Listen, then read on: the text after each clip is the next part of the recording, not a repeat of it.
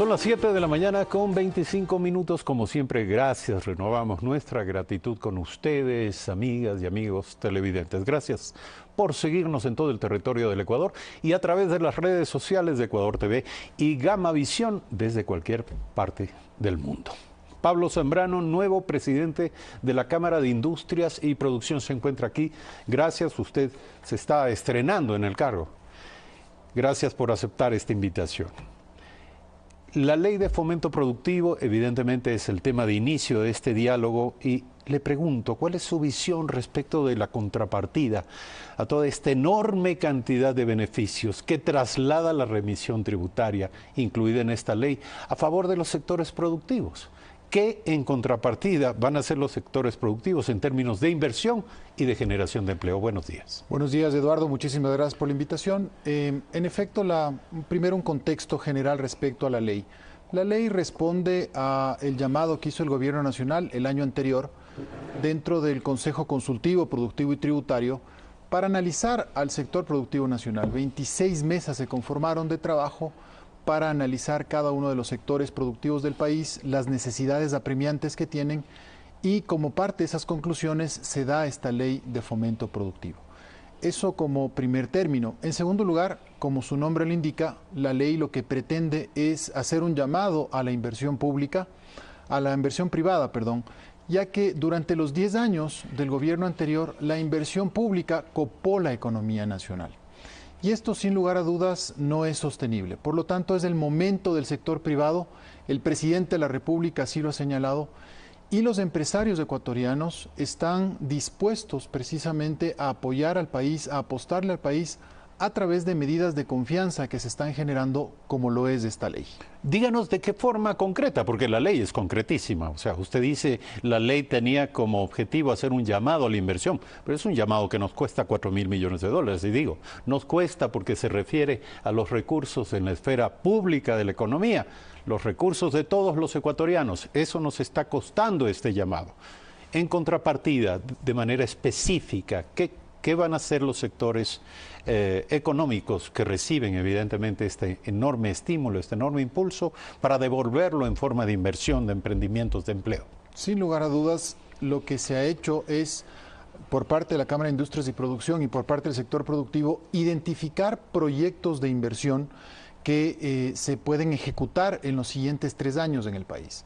Nosotros hemos visto cómo el sector productivo, agroindustrial, comercial del país está dispuesto a apostar al país, está dispuesto a crecer más en el país, sectores de telecomunicaciones, sectores de tecnología, y estamos trabajando hombro a hombro con el Ministerio de Comercio Exterior e Inversiones para materializar esa inversión. ¿Pero qué se requiere para materializar la inversión?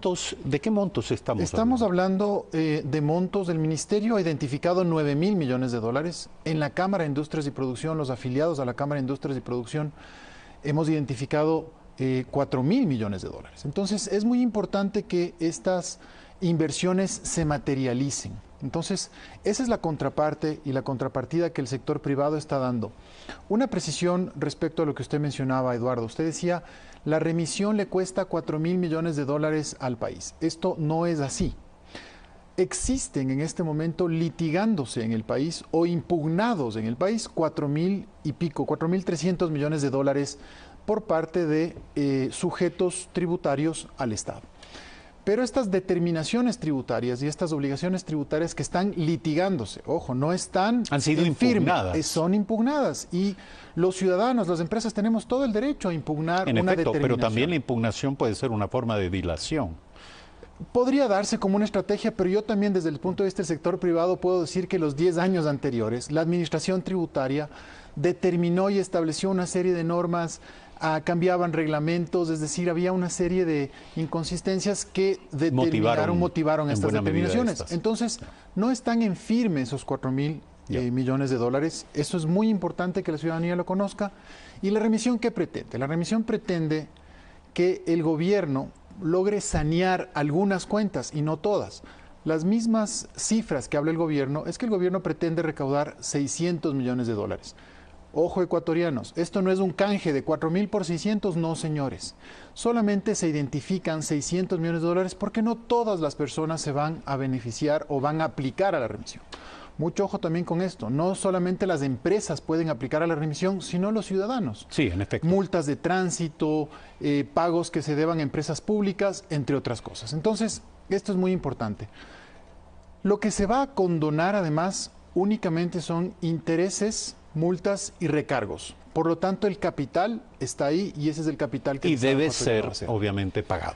Debe ser pagado porque la remisión yo lo asemejo como a un método de solución de controversias rápido en el cual yo, teniendo derecho a impugnar, no lo hago, pero acepto justamente la condonación de los intereses, multas y recargos con el objeto de terminar en ese momento y cerrar ese caso. Claro, ocurre día a día. Muchos acreedores llaman a sus deudores por teléfono y les dice su deuda con intereses es de $1.000. Pero si usted paga hoy, paga solamente el capital, $400, nos olvidamos de los 600 por estos otros conceptos y esto se liquida, se termina en este momento. Algo así, digo, para efectos de volverlo muy comprensible para nuestras audiencias. Ahora le pregunto, volviendo la mirada a estos 4.000 millones de dólares más o menos que ustedes han detectado como lo posible en términos de inversión, ¿cuánto de esto se trata de reinversión y cuánto de esto deviene de una actitud, yo diría, demostrativa verdaderamente de la confianza en la economía del país y en el país, de capitales que están en otros países y que los industriales y productores del Ecuador están dispuestos a traer nuevamente a la economía nacional? Mire, el empresario ecuatoriano justamente ve las condiciones del mercado ecuatoriano, ve las condiciones y los cambios de confianza que se están generando y al ver este cambio que existe en la política pública de dar un espacio y oportunidades al sector privado, hemos identificado que aproximadamente un 40% será de reinversión y un 60% serán de capitales frescos. Es muy importante aquí también el acceso al financiamiento que se tiene que dar. Es decir, estamos frente a una situación en la cual el sector financiero nacional, el sector financiero internacional tienen que prestar esas facilidades para las inversiones. Y todo esto se basa justamente en los planes de negocio que las empresas están haciendo, esos planes de crecimiento, que al final van a tener un efecto muy importante porque el sector productivo nacional no es uno solo, no son individualidades, son encadenamientos productivos. Entonces eso es lo que también tenemos que tener muy claro, como la inversión de una empresa grande va a hacer que se vendan muebles, hierro, materiales, transporte, servicios, telecomunicaciones. Entonces se genera un círculo virtuoso en la economía. Igual que la decisión de invertir es resultado de un estudio que involucra el conocimiento respecto de todos los factores que conforman esa cadena productiva. Es decir, no se decide por sí ante sí, se decide en función, por supuesto, de todos estos encadenamientos en la economía.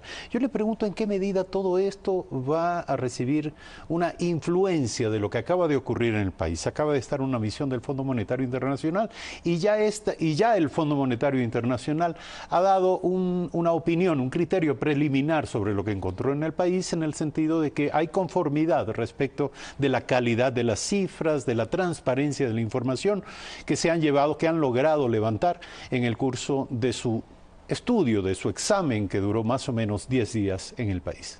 Mire, es muy importante la visita del Fondo Monetario Internacional. ¿Por qué es importante? Porque esto, sin lugar a dudas, nos permite al Ecuador, como Estado, como país, volver a tener credibilidad en los mercados exteriores, volver a ser sujetos de crédito y precisamente reperfilar todo el tema de la deuda y el déficit fiscal que tiene el país. Ese es el problema más importante que enfrentamos todos los ecuatorianos, no solamente el gobierno, porque la estabilidad económica del país nos trae beneficios absolutamente a todos. Entonces la visita del Fondo Monetario Internacional lo que hace es ratificar que el gobierno está tomando decisiones adecuadas en materia económica. Se tiene que trabajar en otras cosas, lo mismo lo dice el Fondo Monetario Internacional y lo decimos también como sector productivo nacional. Pero ¿en qué medida todo esto también beneficia? Yo me imagino que cuando se dice estamos mirando un horizonte de inversión de aproximadamente 4.000 millones de dólares, en buena medida una parte de aquello tiene que ser apalancada en la capacidad de endeudamiento externo del propio sector privado.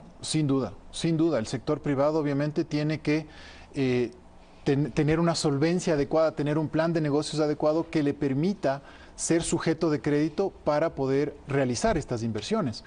Pero esto también tiene muchísimo que ver con la economía del país. Entonces es fundamental que se den pasos firmes, pasos ciertos, que se dé certeza absoluta a los mercados internacionales y a los inversionistas nacionales de que las autoridades tienen un plan, van a expresar un plan económico que nos garantice sostenibilidad. Eso es lo más importante. La palabra clave es sostenibilidad, equilibrio de las finanzas públicas, pero obviamente viniendo arrastrando los déficits fiscales que ha venido arrastrando el país durante los últimos 10 años, es una tarea compleja. El primer paso, sin duda, es el informe del Fondo Monetario Internacional que establece que el Ecuador está tomando pasos adecuados hacia este equilibrio económico y esta recuperación de confianza. El segundo paso, ¿cuál es? Justamente el tema de obtener financiamientos que nos sean a largo plazo, a tasas más bajas y poder cambiar justamente esa lógica con la cual el gobierno anterior nos dejó endeudados. Ojalá en una próxima oportunidad ya no hablemos de proyectos y hablemos de realidades, de realizaciones. Gracias, Pablo Zambrano, nuevo presidente de la Cámara de Industrias y Producción, por estar aquí. Muy amable. Gracias, Eduardo. Hacemos un brevísimo corte, regresamos.